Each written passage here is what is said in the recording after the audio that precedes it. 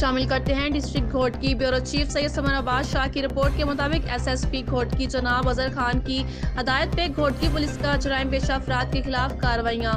तेज बदफेली के केस में मतलूब 2 मुल्जिमान गिरफ्तार। थाना ढड़की पुलिस ने खुफिया तला पे कार्रवाई करते हुए मुलजिम लाल मलक के मवेशियों के बाड़े से क्राइम नंबर 109/2022 दफा 335/337 थाना ढड़की के केस में मतलूब 2 मुल्जिमान को गिरफ्तार कर लिया। गिरफ्तार मतलूब मुल्जिमान लाल वल्द शहजादो मलिक वसीम वल्द यकूब मलिक सकना दोनों मुल्जिमान नजद मंगरियो पंप ढड़की जैसा के गिरफ्तार मुल्जिमान ने मोरखा 28/3/2022 को राशिद अली गर्गीज उम्र तकरीबन 12 से 13 साल के साथ इज्तिमाई ज्यादती करके इसकी वीडियो रिकॉर्ड की थी। इस वाक़े का मुकदमा राशिद अली गर्गीज के वालिद हजूर बख्श गर्गीज की मुद्दत में थाना ढड़की पे दर्ज किया गया था।